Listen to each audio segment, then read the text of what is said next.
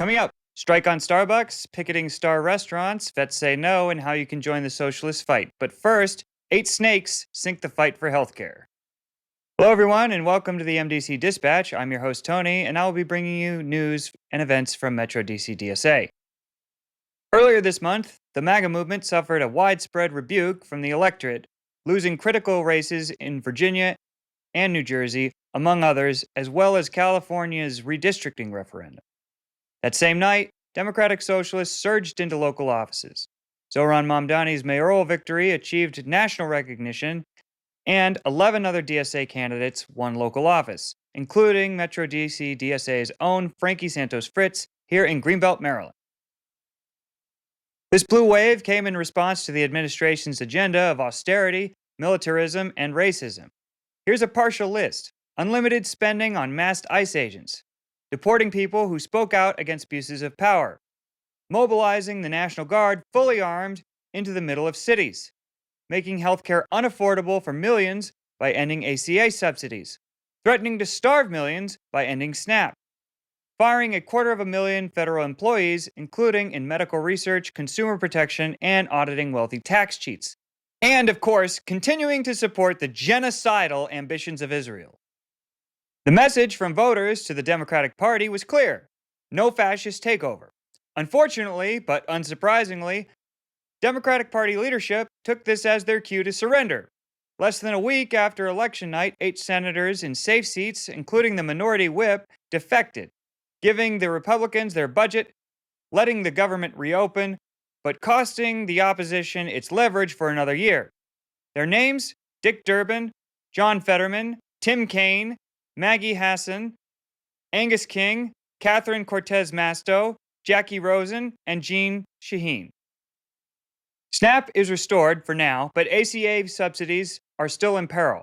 This is a salvo and a campaign of austerity, an effort by capital through bought and paid for politicians to crush the working class, leaving us desperate, hopeless, and at the whim of the bosses.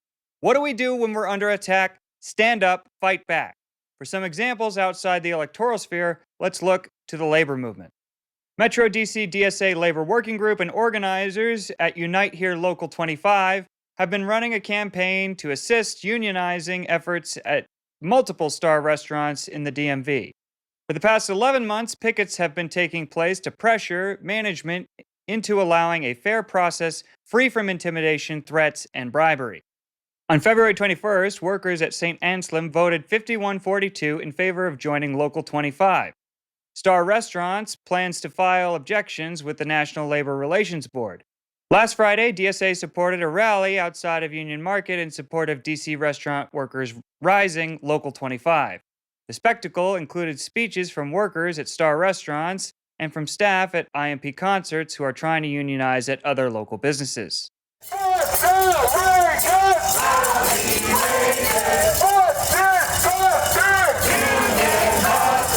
Hey there, folks. My name is Hunter, and I work at the 930 Club. Just over 2 weeks ago, me and 50 of my coworkers delegated to our bosses, demanding a fair process to unionize. My name's Ellery Grimm. I work at St. Anselm. I'm support staff, and I've been there for over a year now. I think that in this time when working people are under attack, our healthcare, livelihood is constantly up in the air. I think it's important to have a strong union contract, better benefits, better wages, and healthcare for me and my coworkers. In the past with our management, there's been constant issue of disrespect. We had a manager who was verbally abusive, really malicious, gaslighting, stuff that was happening at work, which I found unacceptable, things that I experienced and witnessed as well. When we went public, we had over 80% of my coworkers signing the union authorization cards. And when we won our election in February, we had over 50% of the vote and won very solidly. So my name is Chris Afrey, and I am one of many DSA members who are out here today in Union Market, standing in solidarity with DC restaurant workers. Now, to give you a little bit of a background, in January of this year, workers, supermajorities of workers, in fact, at St. Anselm, Pastis, and Les Diplomats, 3-star restaurants, demanded union recognition, voluntary union recognition, asserting their right to organize with Unite Here Local 25. Starr restaurants responded to that demand by union busting unfairly and cruelly. Now, despite all of their best efforts, all of Starr's best union busting efforts, on February 21st, workers at St. Anselm won their election. They voted democratically to join Local 25. Instead of listening to the clear, resounding voice of their workers, Starr restaurants filed objections with the National Labor Relations Board, effectively asking the Trump administration to overturn the will of their own employees. So what we have so far is we have Starr restaurants objecting to elections at St. Anselm. We have Starr interfering with the election at Pastis, and Starr actually also canceled the election at Les Diplomats. All of that together paints a very clear picture, sends a clear message that Starr restaurants does not want their workers to have a voice and have power. Now, on the other hand, we, the members of DSA, have stood alongside restaurant workers since the beginning of this campaign in January, because we know that every worker deserves power, deserves the right to organize, and deserves the ability to negotiate for their wages, benefits, and working conditions. And because of that, we've been out here alongside those restaurant workers. We've been standing with them at pickets outside of Les Diplomats. We marched with them on Labor Day weekend at a large parade throughout DC.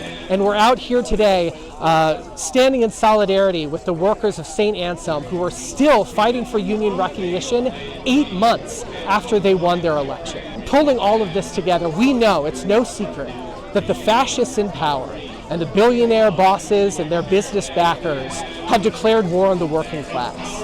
And now is the time for restaurant workers, for nonprofit employees, for government workers, for hotel staff, for all of the working class to join together and fight together to claim our power.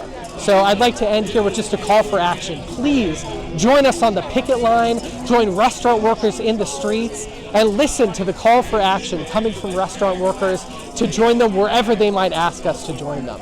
I hope I'll see you out there. DSA believes that all workers deserve to have fair wages, benefits, and good working conditions. Unionizing is one of the greatest tools to fight fascism, so stand in solidarity of workers and join the boycott of Starr's Osteria Mazza, the Occidental and Le Diplomat, and Knightsbridge's Resica, Modena, and Bombay Club. Another example, on Thursday, Starbucks Workers United ordered a strike at 65 stores in 45 cities across the country. Coffee drinkers are asked not to buy anything from Starbucks for the duration of the strike and to sign the No Contract, No Coffee pledge at nocontractnocoffee.org. The company has refused to bargain in good faith for over 6 months, ignoring the workers' demands for better staffing, higher pay, and resolution for hundreds of unfair labor practices charges. So don't go to Starr restaurants while the union is picketing, don't buy anything from any Starbucks location while they're on strike, and think about the union you deserve. If you're ready to start organizing your workplace, want to help others unionize, or just want to learn more about unions, connect with the Emergency Workplace Organizing Committee, EWOC, at workerorganizing.org. The Abolition Working Group recently hosted a Brake Light Clinic where over a dozen Metro DC DSA members and friends volunteered their time to give back to the community. Drivers in the DMV signed up ahead of time, and volunteers helped test and replace broken brake lights and other burned-out bulbs, all free of charge. Other than for safety purposes, the main reason for the clinic was to reduce possible interactions with law enforcement by proactively fixing equipment violations. MDC Dispatch was on the scene to document the event, and here's a little of what they captured. Hi, I'm Leah. I am in the Abolition Working Group for DSA. We are changing people's brake lights for free, or not even just brake lights, tail signals, headlights, kind of whatever we're able to. One of the reasons that we're doing that is because we have seen MPD pull people over for not having a brake light. It's technically illegal to drive without one, but it's a very quick fix and it's a very easy fix. We're changing their lights for them, talking to them about sort of abolition and what that looks like in the streets of DC to hopefully reduce the amount of interactions that people are forced to have with MPD and other law enforcement. We have a decent amount of volunteers. I feel like from within the Abolition Working Group, maybe across both shifts, we probably have about like 10 or 12. We have some folks from other working groups within DSA, and then we have some people who are not in DSA but connected, and we're excited to come out and volunteer. I think we've worked on maybe a little under 20 cars total, I would say. I would have to go back to double check, but I think we're gonna have a decent turnout across the whole day. My name is Zach. I'm a member of DSA in the Abolition Working Group, as well as the Publications Working Group. Today we are out here fixing brake lights, tail lights, turn signals, and I've been out here making some pictures for the Washington Socialist. My name is Griffin. I'm a member of the MDC DSA Abolition, and we're out here today fixing brake lights for the community for free. Typical fix job is pretty straightforward with brake lights. They'll come to the table, we'll have their year, make, and model if they pre-registered, otherwise we'll ask them for that information. We'll grab the light from the store and then just go over to their car. Basically, just for most cars, you just have to pop a panel open, unscrew the bottom bulb, and replace it. It's pretty straightforward. Why should you join DSA? You should join DSA because it's good to stop being an online leftist, and people ask what they can do, and this is something that's very easy to plug in and do. We've been working on doing a lot of direct and mutual aid, brake light clinic, winter coat giveaway, and back to school drive. All things that are very easy to plug into, get involved. You get to meet your neighbors, you get to meet fellow people who are doing the work. You also, as an aside, get to feel good about yourself, but that's not why we do it, right? Like, we do it to improve everyone's lives, so that's a step forward. You should join if you want to, because it's good to get involved in your community and just help people out, and meet your neighbors, meet some people you may not have met otherwise, and learn something new. I think joining DSA is important for a lot of reasons. I think the biggest one is, especially in DC specifically, as we've seen under our occupation, we are the people keeping ourselves safe and keeping ourselves protected and fed and housed. And DSA is one of the many places you can come to do that. And I think we have been out in the streets making sure that our neighbors have their needs met. So people should join. On Tuesday, around 500 people gathered for the Vets Say No rally at Washington, D.C.'s Union Station. Protesters voiced their opposition to what organizers called the militarization of our communities. They also rallied against the administration's cuts to food stamps and Medicaid, mass deportations, and the military's ban on transgender individuals. Metro DC DSA was on hand to support. I'm Stacy. I'm a member of the Metro DC chapter of DSA. So I'm here, this is veterans saying no to war in our cities. I came here sort of through About Face. They're a group of anti-war, anti-imperialist U.S. military veterans who have been organizing to encourage, fellow service members to really keep thinking critically about their service and know that they have support. And I think especially now that we're seeing more deployment within U.S. cities, it's really like having us all think about what's happening in cities across the world. I'm really interested to hear from, again, other veterans, people from all over the U.S. talking about like what it means for them to have that status, to have that history, and to really speak out against what's happening in the country and make a lot of connections to, again, what's happening throughout history, what's happening elsewhere. So yeah, just interested in listening and connecting more. Dustin Pack, a retired Army major with 20 years of service. I'm with the Nova DSA. I'm here at the Veterans Protest. What got me out here today is the ICE actions, specifically in Chicago, but also the National Guard, which I am 20 years in service to, being deployed on our streets here unlawfully and illegally. And that's pretty well what's got me out and rowdy. We got to organize the veterans as a block of people. We're all out here exercising our First Amendment rights for, and that's to me what this is about. Whether you're LGBTQ of any kind, race, creeds, any of that. We got this actually huge Palestine flag. We have veterans that support all of these things, and here together, organizing. Everyone ready to get Trump the hell out of here? Yeah! This monster comes in here feigning anti-war rhetoric. Again, the audacity of this man, right? After increasing drone strikes 400%, trying to invade Venezuela the first time, install a puppet dictator, Juan Guaido. Here we are again, deja vu, except it's worse. They're locked in with all the tech oligarchs.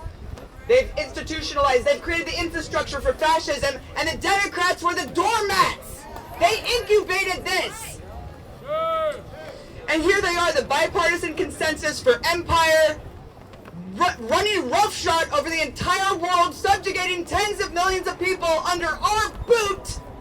We're the children of the empire. We need to wake up. We need to coalesce our struggles together. We need to motivate each other. I just made a documentary called Earth's Greatest Enemy. It's about the U.S. military as the largest institutional polluter on the planet. What does that mean? Boo! What does that mean? When you unpack that, that just means their oil purchases every day. 270,000 barrels of oil purchased by the Pentagon every single day. What's the Democrat solution to this? Slapping solar panels on bases, hybridizing Bradley fighting vehicles. This is insanity. This is insanity. We cannot have a global military empire and a habitable future for our children. It is now or never. The time has never been more urgent. The political repression is knocking on our door. And the time is now. We got to get out of these atomized spaces. We're all here together with one message. We want a livable planet. We don't want endless wars. We don't want genocide in our names. Free, free Palestine! Free, free Palestine! Free, free Palestine! Free, free Palestine! You know, one of the reasons we organized a strictly veterans boat for the Global Samut Flotilla, which was trying to open a humanitarian aid corridor into Gaza and be controversial enough to move geopolitics and get from an activism space and get people involved in talking about what's happening, not just to the Palestinians, but how it's impacting people in the United States as well. We wanted to get veterans on there because of the grotesque militarization of our society. We have a lot of social and cultural capital where people listen to us. We're an important political bloc, but we're not organized and we're not getting super involved, and we're all very, very grateful that you showed up here today so we can start putting these wheels into motion, because we definitely want to get this Vietnam backlash energy going again. Because this is and that means intersectionality within movements. You know, if we accept the premise that fascism is here, that it's imperialism turned inward, and that the next forever war is happening here against us, not in Venezuela, not in Iran, not over the Strait of Taiwan, but here, then, you know, we need to start getting involved with other movements. You know, we were approached by someone who said, like, I really like this protest, but we want to talk about Trump. We don't want to, you guys are doing way too much Palestine stuff. Well, you know, it's a really good linchpin to expose how the imperial system works. Because it was a bipartisan war, or a bipartisan genocide. Just like the Iraq War was a bipartisan war. It was just like Afghanistan, just like the 7 other countries we bombed during the global war on terror. It was a bipartisan war, just like Vietnam, because they are for profit. They're not for you. And we want to talk about Palestine too, because these same, we know as veterans a number of things. You know, we know that whatever violence we do overseas almost always immediately comes back home. This is just like in Venezuela, the Iraq 2.0 that they're trying to gin up jingoistic consent for amongst the American people. It's about land and resources and full spectrum dominance, right? It always is, because again, with Palestine, it's about land and resources. The same interests that bought up all the single family homes during COVID, that bought up Altadena after it burnt down in the California wildfires, the same interests that lobby that now you get the privilege of paying for 50-year mortgages that want you to rent until you die and go to jail if you default or are evicted are the same ones who have determined that Gaza needs to be ethnically cleansed so we can make the real estate investment of a lifetime. So when someone comes up and says, can you do less of the Palestine stuff, I say, how about you get more intersectional? Because as Kwame Ture has said, activists mobilize for issues, revolutionaries organize against systems. And I know people in America, when they hear revolution, it's like, whoa, guys. It doesn't have to be this violent thing. But what's happening right now is clearly not working. There was no significant opposition party. It's part of the same system. They have the same donors. They serve the same interests. And again, they support bipartisan wars. I mean, there's not really any significant pushback to police militarization. The Democrats have always funded it. We're here, and now because Trump's here and he's so egregious, people are finally waking up, which is good, which is awesome. But we have to recognize that at some point, if you're still only talking about Democrats and you're still only talking about Republicans, you don't know what the hell is going on in this world. This past Thursday, I was leaving my house in Hyattsville. I was walking to the 7-Eleven to get some cigarettes. And I saw some of my neighbors out on the street. I was wondering what was going on. One of my neighbors had a big sign that said ICE ahead. The apartment building down the street from my house was being raided by 9 ICE officers in full battle rattle, like they were deploying overseas to detain a family living in an apartment building. But what I saw was the community, my neighbors, who I've only seen at cookouts and community events, come out, not just as a community to celebrate and to be a neighborhood, but come out as a neighborhood that is resisting ICE occupation of our cities. I joined them. I texted my roommates and said, hey, we got to get out here. We got to get out here on the street. We stood there and stood vigil, and we watched as those 9 ICE officers left empty-handed. Everyone worked together and pressured the city to get the local PD to tell them to leave. This is what I see as true service. Service is standing with immigrant communities in this country. It's standing with black communities in this country against things like when the National Guard brutalized black youth on Halloween here at Navy Yard, just a stone's throw away from where we're standing. That's what service is. The family that was under target of being deported was a Filipino family living there. And I couldn't help myself, being Filipino, seeing my family and their family. A family that was forced to migrate because of lack of opportunities in our home country, because our government is a lapdog to the U.S. government. Not providing jobs and allowing unlimited access to the U.S. military in our homeland.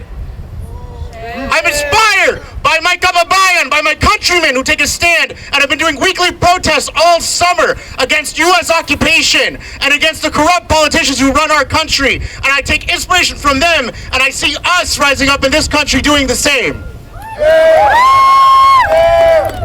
Are you standing with people like Trump, who wines and dines and has a lavish Great Gatsby themed Halloween party while everyone was losing SNAP benefits and was out of work? Are you standing with working class people, black and brown people, immigrants, everyone who's on food assistance? Are you standing with those people instead? Because the door is open for you to join us. We can't stop at just rallies, right? And getting us organized, we need to form the broad anti-fascist united front. The DC rally was part of a nationwide day of action, with veterans holding similar protests in cities like New York, Los Angeles, and Chicago. Organizers said these demonstrations served as a counterpoint to traditional Veterans Day commemorations and were deliberately staged in locations where the president has deployed or threatened to deploy troops. Drop your thoughts in the comments. We want to hear from you. Join the chapter for any of the huge slate of events coming up in the next few weeks. RSVPs linked in the description. Metro DC DSA knocked more than 33,000 doors in this general election cycle. Come join the Electoral Working Group for a meeting to debrief on the 2025 campaigns and help the chapter start planning for the 2026 election cycle. All comrades are invited to attend even if you haven't participated in electoral organizing yet. Tuesday, the 18th. Curious about DSA? Thinking about joining but want to hear more info first? Already a member and want to get more involved? If so, the new member orientation is for you. You'll learn about DSA, what DSA does, and how you can get involved in the fight for a brighter future. Wednesday, the 19th.